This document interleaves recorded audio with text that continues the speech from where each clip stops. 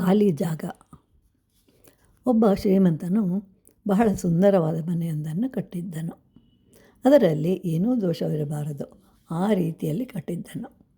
ಮನೆಯನ್ನು ನೋಡಿಕೊಳ್ಳಲು ಒಬ್ಬನನ್ನು ನೇಮಿಸಿ ಮನೆಯ ಹಿಂದೆ ಆತನಿಗೆ ಇರಲು ಸ್ವಲ್ಪ ಜಾಗ ಕೊಟ್ಟಿದ್ದನು. ಅವನು ಚಿಕ್ಕದೊಂದು ಮನೆ ಕಟ್ಟಿ ಸ್ವಲ್ಪ ಜಾಗವನ್ನು ಉಳಿಸಿ ಅದರಲ್ಲಿ ತೋಟವನ್ನು ಮಾಡಿಕೊಂಡಿರ್ತಾನೆ. ಬಹಳ ಸುಂದರವಾಗಿರುತ್ತೆ. ಹೂಗಳು, ಹಣ್ಣುಗಳು, ಕಾಯಿಗಳನ್ನು ಬೆಳೆಸಿರ್ತಾನೆ. ಆಗಾಗ ಬೆಳೆಸಿದ್ದ ಹಣ್ಣುಗಳಲ್ಲಿ ದಾರಿ ಹೋಕರಿಗೂ ಕೊಡ್ತಾ ಇರ್ತಾನೆ. ಅವನಿಗೆ ಆ ವೇಳೆಗೆ 82 ವರ್ಷ ವಯಸ್ಸಾಗಿತ್ತು. ಅವನಿಗೆ ಯಾರೂ ಇರಲಿಲ್ಲ. ಮಾಲೀಕನನ್ನೇ ಹೆಚ್ಚಾಗಿ ಹಚ್ಕೊಂಡಿರ್ತಾನೆ.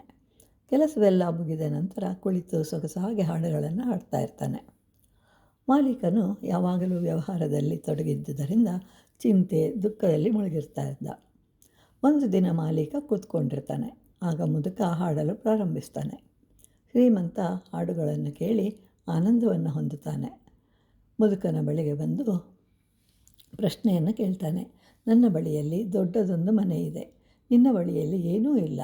ಆದರೂ ಹೀಗೆ ಸಂತೋಷವಾಗಿರಲು ಹೇಗೆ ಸಾಧ್ಯವಾಯಿತು ಅಂತ ಕೇಳಿದಾಗ ಮುದುಕ ಹೇಳ್ತಾನೆ, ಸ್ವಾಮಿ, ಆನಂದವಾಗಿರಲು ಬೇಕಾಗಿರೋದು ಮನೆ, ವಸ್ತುಗಳು, ಹೀಗೆ ಏನೂ ಬೇಕಾಗಿಲ್ಲ. ಆದರೆ ಅವೆಲ್ಲವೂ ನಿಮ್ಮಲ್ಲಿ ಮೊದಲೇ ತುಂಬಿಕೊಂಡಿದೆ.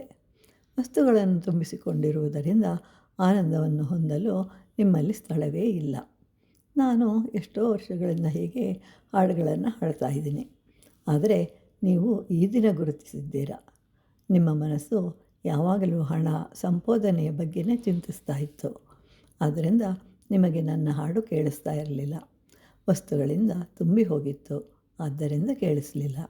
ಈಗ ನಿಮ್ಮಲ್ಲಿದ್ದ ಹಣ ನಾಶವಾಯಿತು, ಆದ್ದರಿಂದ ಜಾಗ ಖಾಲಿ ಆಯಿತು. ಆದ್ದರಿಂದ ನಿಮಗೆ ಈಗ ಈ ಹಾಡು